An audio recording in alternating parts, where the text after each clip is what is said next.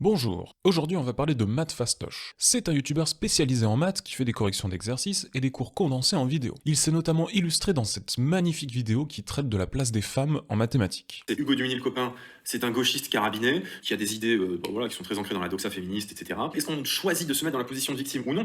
Quoi qu'il en soit, je voudrais m'adresser rapidement aux filles qui regardent cette vidéo, si tant est qu'il y en ait. Est-ce que vous avez déjà été dans votre vie discriminé au point de ne pas pouvoir vous lancer dans l'impétueuse volonté de faire une carrière mathématique? La sociologie, c'est une science qui est très fragile. C'est pas une attaque, je veux dire, si je dis que c'est un gauchiste, c'est plutôt un diagnostic. Et s'il est de gauche, il devrait le prendre comme un compliment.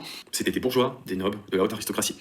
Dans ces milieux-là, les femmes avaient le loisir de faire ce qu'elles voulaient. La place des femmes, ça veut rien dire. Et si on y regarde de plus près, les droits qui leur manquaient, si tant est qu'on puisse parler ainsi, parce que généralement ce que vont dire les féministes, c'est qu'elles n'avaient pas le droit de travailler, qu'elles n'avaient pas de carte bleue. J'ai déjà vu ça, en 1700, les femmes n'avaient pas de carte bleue, bah oui, ça n'existait pas. Les gens de cette bien-pensance, de cette doxa, que la diversité homme-femme, c'est un paradigme, mais il y en a plein d'autres diversités. Et d'ailleurs, attention de ne pas trop rentrer dans ce petit jeu-là, parce que si tu cherches la diversité entre les hommes et les femmes, après on pourrait te demander une diversité ethnique. Et après, c'est une réaction chaîne qui ne s'arrête pas. Si tu regardes de quoi il manque, on va toujours te demander de regarder ce qu'il y a en trop. J'ai beaucoup de mes élèves filles qui se précipitent sur mes stabilos roses quand j'ai la volonté de leur en acheter. C'est qu'on peut décider ou non de se parer du costume de victime et d'en faire son combat, j'ai été victimisé, ou de dire, ben moi j'étais suffisamment fort pour passer au-delà de certains préjugés, de certaines personnes désagréables. Voilà. Donc les mathématiques comme libération pour les filles, j'en suis pas tout à fait convaincu. Récemment, il a pondu 7 vidéos dans laquelle il refait le programme de maths du lycée. On va analyser sa vidéo pour voir tout ce qui ne va pas. Ça va nous rappeler qu'être prof est un vrai métier et que faire des vidéos tout seul dans sa cave avec une tête de surfeur n'est pas une condition nécessaire et suffisante pour faire apprendre le théorème des valeurs intermédiaires. Et non, donner des cours particuliers ne donne pas une légitimité pour l'ouvrir sur ce sujet. Allez, on se lance, vous allez voir, il y a beaucoup de choses à dire. Aujourd'hui, j'ai envie de détruire l'éducation nationale. Alors, je sais, c'est pas très populaire sur YouTube de faire ça. Bon, vous voyez, ça fait 5 secondes de vidéo et là, déjà, il y a rien qui va. Donc, premièrement, des vidéos sur YouTube de gens qui se plaignent de l'éducation nationale, il y en a plein. Donc non, ce n'est pas impopulaire et c'est même plutôt le contraire. Mais c'est surtout un moyen pour toi de te cacher derrière un argument facile si quelqu'un vient critiquer ta vidéo, comme moi aujourd'hui, par exemple. Mais bon, mentir à ce point sur la première phrase de la vidéo, c'est peut-être juste une erreur d'inattention. Alors on va garder le bénéfice du doute. Continuons. Aujourd'hui, on va refaire le programme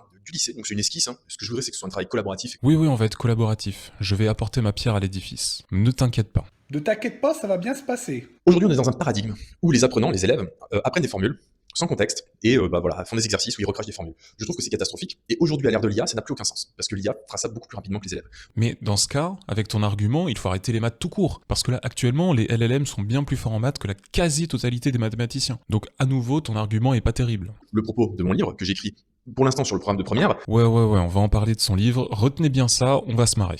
lisez ça, voilà, tout simplement. Achetez ça, lisez ça et vous comprendrez ce que je veux dire. Je trouve ça ridicule qu'on apprenne la fonction logarithme avant de faire les intégrales, alors que historiquement, la fonction logarithme, elle est construite comme étant la primitive de la fonction 1 sur x. Là, encore une fois, c'est faux. Donc John Napier, l'inventeur du logarithme, le premier à avoir utilisé ce mot, ne parle jamais de quadrature de la courbe en 1 sur x. C'est surtout un outil qu'il invente pour faciliter les calculs très complexes, notamment en astronomie. Ça, c'est en 1614. Ce n'est que 50 ans plus tard qu'on observera un lien entre la fonction 1 sur x et le logarithme. Je pars du principe qu'on ne peut pas passer au lycée si on est une énorme brêle. Voilà. Si vous ne savez pas résoudre une équation du premier degré, si vous ne savez pas mettre un dénominateur, si vous ne savez pas faire une double distributivité, une factorisation, vous ne passez pas en second. Voilà, c'est aussi simple que ça. Qui en a marre de pas redoubler, c'est la fabrique de la médiocrité, ça suffit.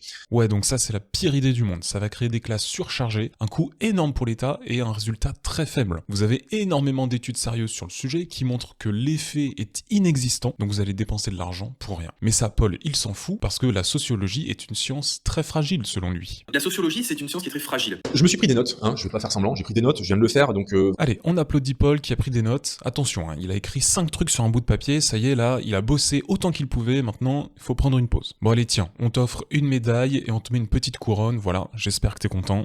le temps que ça m'a pris, je pense que la bardée de polytechniciens qui nous gouvernent, qui sont pour moi pas des incompétents, juste des gens qui n'ont rien à faire, voire qui ont un projet différent du nôtre, pourront évidemment, en se consultant, proposer un petit peu mieux que ça. Oui bon, il y a 3 polytechniciens parmi nos députés et ministres, c'est un peu maigre mais passons. On sera la France qui a le pays avec le plus de fonctionnaires en proportion de sa population, on sera les derniers dans l'OCDE, on sera les derniers à prendre les mesures. Allez, le grand classique avec les méchants fonctionnaires. Donc je vous rappelle qu'en France, on est tout juste au-dessus de la moyenne de l'OCDE, mais on est très loin d'être au sommet. Donc s'il vous plaît, arrêtez avec les fonctionnaires, lâchez-les un peu. Et sur l'utilisation de l'IA, pareil, je sais pas d'où il sort ça encore une fois, parce que la France est très loin d'être dernière dans l'usage de cette technologie. Mais avec une notion, déjà une approche de ce qu'est une application. La différence entre une fonction et une application, ça me paraît être extrêmement capital. Alors là, franchement, c'est fantastique. Je ne sais plus quoi dire, c'est merveilleux. Donc Paul nous explique qu'il faudrait enseigner la différence entre une application et une fonction, et que vraiment ce serait hyper important de comprendre la différence entre les deux. Ça me paraît être extrêmement capital. Bon, si vous avez fait des études de maths, vous savez que c'est bidon son truc, parce que à aucun moment dans votre scolarité on vous a embêté sur la différence entre une fonction et une application. Et la raison, elle est toute simple, c'est qu'il y en a pas. À la boulette.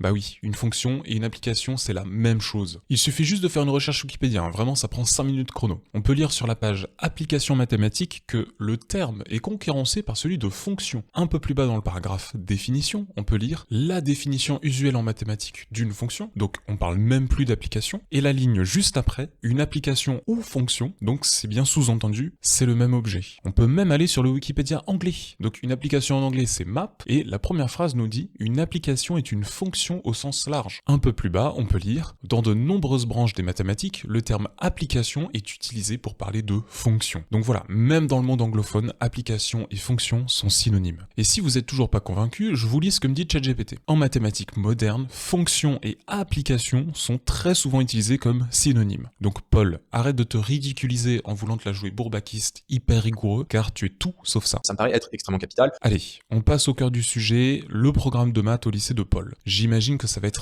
rigoureux et recherché. Non. Seconde, donc fonction de référence, fonction assurée, fonction racine, fonction x carré, etc. Mais avec une notion, déjà une approche de ce qu'est une application. La notion de bijection, injection, surjection, les suites numériques, arithmétique, géométrique, les généralités sur les suites. Les vecteurs on change pas, équation de droite, équation de cercle. En probabilité, on fait la même chose sauf qu'on rajoute les probabilités conditionnelles. Beaucoup de calculs, beaucoup de résolution d'équations du premier degré, beaucoup de mise en équation de problèmes, et on fait les polynômes du second degré. Et à mon avis, la combinatoire, ça c'est en seconde. Vous me dites ce que vous en pensez pour le programme de seconde, il est quand même déjà assez dense. Je pense que c'est pas mal. Alors, il y a des choses avec lesquelles je suis d'accord, d'autres un peu moins. Mais le problème majeur selon moi, c'est qu'il n'y a pas de chapitre sur les statistiques et les notions de proportion et d'évolution. Donc, avec ce programme, un élève qui sort du lycée, il ne sait pas ce que c'est une variance, il ne sait pas ce que c'est une moyenne, une médiane, un quartile et un écart type. Et il n'a aucune connaissance sur la notion d'évolution successive et des intérêts composés. Or, c'est des notions qui sont très importantes pour comprendre le monde d'aujourd'hui, qui est un monde rempli de statistiques. Ensuite, il manque quand même une chose, à mon avis extrêmement importante, la notion tout simplement de nombre. C'est-à-dire qu'au programme de seconde, vous avez un chapitre consacré à l'étude des ensembles de nombres, donc les entiers naturels, les relatifs, les décimaux, les rationnels et les réels. Et vous avez notamment grâce à ça l'introduction du raisonnement par l'absurde, avec un tiers qui est non décimal et racine de 2 qui est irrationnel. Ça, Paul en conviendra, c'est un raisonnement qui est intéressant. Monsieur nous parle d'épistémologie à longueur de vidéo, bon bah voilà, on est servi là. En première, la dérivation et le calcul intégral, la convexité, le théorème des valeurs intermédiaires, etc. Fonction exponentielle, fonction logarithme, en même temps. Raisonnement par récurrence, limite de suite, ça c'est en première. Il n'y a aucune raison que ça se fasse en terminale. Raisonnement par récurrence, limite de suite. J'intègre les polynômes du troisième degré. Formule de Cardan, on démarre avec les nombres complexes. Équation différentielle. En probabilité, on remet cette fichue loi normale, loi des grands nombres bien aimés de Chebyshev. Théorème central limite. Introduction à l'algèbre abstraite, espace vectoriel et groupe. C'est vraiment des maths que j'aime pas. Enfin, ça je m'en cache pas. Application linéaire, endomorphisme, matrice, inversion de matrice, une légère introduction à la diagonalisation. Légère introduction au changement de base, ça peut être important. Les formules de Taylor, ça me paraît important. Développement limité, ça me paraît important. L'arithmétique, mon talon d'Achille. En arithmétique, je suis une énorme brêle, je comprends pas l'arithmétique. Et j'ai mis les séries numériques. Voilà pour mon programme de terminale. Ouais, bien sûr, bien sûr. Non mais en fait, en terminale, le mec veut faire la moitié du programme de MPSI. Les élèves vont bien morfler, ça va être sympa. Moi franchement, j'aurais rajouté la théorie des anneaux et des corps, j'aurais rajouté un peu de topologie aussi, tant qu'à faire, et puis un peu de Fourier aussi, tiens. Blague à part, le problème de ce qu'il raconte, c'est que c'est du vent. C'est-à-dire que là, il raconte ses trucs, il donne son programme dans les grandes lignes, mais un programme, ce n'est pas juste des noms de chapitres et 2 ou 3 idées. C'est dire qu'est-ce qu'on aborde exactement, quels sont les thèmes qu'on met en avant, est-ce qu'il y a des points sur lesquels on appuie plus. Un programme, c'est aussi des lignes directrices, et dire, voilà, on va privilégier tel type de résolution, tel type de raisonnement, etc. Ce n'est pas juste donner un catalogue de théorèmes et de définitions. Et l'autre problème terrible de son programme, c'est de croire que c'est en étudiant plus de notions et en faisant plus de chapitres qu'on devient bon en maths. Ça, c'est un raisonnement extrêmement simpliste. On peut tout à fait développer le sens mathématique en gardant le programme qu'on a actuellement, tout en étant plus exigeant dans l'enseignement et au bac. Donc encore une fois, cette vidéo est une succession de raisonnements simplistes sans réelle recherche derrière. C'est vraiment une discussion café du commerce, ce qui est étonnant pour quelqu'un qui se dit soi-disant opposé à la médiocrité. C'est la fabrique de la médiocrité, ça suffit. Donc voilà ce que j'avais à dire sur cette vidéo. Maintenant, comme promis, parlons un petit peu de son livre dont on peut obtenir un extrait sur Amazon. La première chose qu'on remarque, c'est qu'il n'y a pas d'éditeur, ce qui signifie que c'est auto-édité. Et ça, en général, c'est très mauvais signe, parce que ça veut dire généralement que toutes les maisons d'édition vous ont refusé, donc que votre bouquin est pas terrible. Mais allez, soyons sympas et donnons le bénéfice du doute. Il a peut-être fait ça pour l'argent, j'en sais rien. Ensuite, quand on ouvre son livre, la première chose qui frappe, c'est la police d'écriture qui est énorme. Donc on a très peu d'informations par page. page. Si on compare avec un livre qu'il recommande, on voit immédiatement la différence. Pour continuer sur la mise en page, c'est quoi ce titre dégueulasse? Pourquoi tu reviens à la ligne en plein milieu d'une phrase? Ici aussi, c'est génial, tu veux nous faire une citation, mais elle est sur l'autre page. Pareil ici avec les exemples que tu donnes. Mon Dieu que c'est moche, je pleure. C'est quoi cette note de bas de page, sérieux? Et puis, le niveau des notes de bas de page, c'est beau. Ça se résume à Cardan, né en 1501. Kepler, né en 1571. Tycho, né en 1546. Waouh, hyper intéressant, on est sur du contenu à très haute valeur ajoutée là, l'éducation nationale est en sueur. Bon, la mise en page, c'est pas ça, alors peut-être que le contenu est bien. Non. Bah non, là encore, c'est une catastrophe, rien que pour le premier chapitre. Déjà, il faut 9 pages pour arriver à la définition d'un polynôme du second degré, donc niveau efficacité, on n'y est pas. Il nous parle de plein de trucs complètement hors programme, du genre le foyer d'une parabole, la base des polynômes, la droite directrice, ou le théorème fondamental de l'algèbre. Il confond une propriété et une définition, il confond une fonction et son image par x, il manque beaucoup de quantificateurs, et puis surtout, ça manque de cohérence, d'ordre et de construction. Prenons cette définition atroce d'un polynôme. C'est vraiment un gros tas de merde. Tu nous parles de suite alors que les élèves ne savent pas ce que c'est, et tu nous parles de base sans dire de quel espace vectoriel tu parles, et surtout sans définir ce que c'est un espace vectoriel. Tu introduis n sans le quantifier, donc on ne sait pas si c'est un entier naturel, un relatif ou un réel. Donc toi, t'es là à chialer. C'est la fabrique de la médiocrité, ça suffit.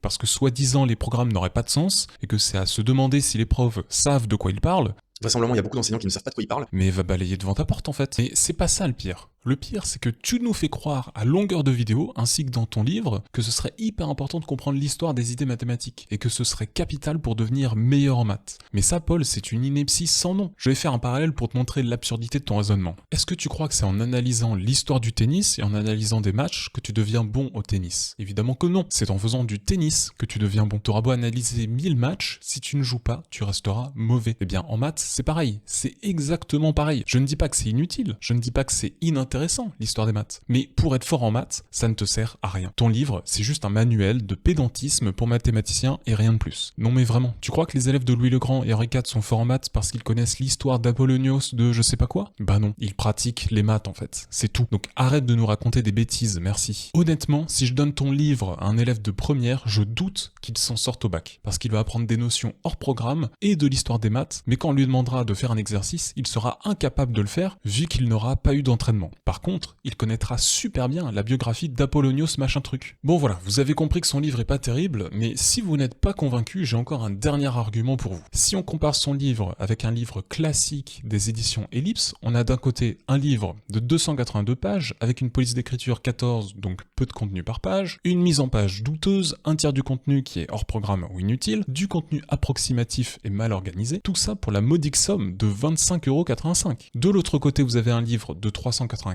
pages, avec une police d'écriture beaucoup plus petite, donc beaucoup de contenu par page, une mise en page soignée et sobre, un contenu conforme au programme avec quelques approfondissements utiles, un contenu rigoureux et bien organisé, tout ça pour seulement 16 €. Donc si vous êtes parent, s'il vous plaît, faites le bon choix, et n'achetez pas le livre de Paul, s'il vous plaît. Ne gaspillez pas votre argent.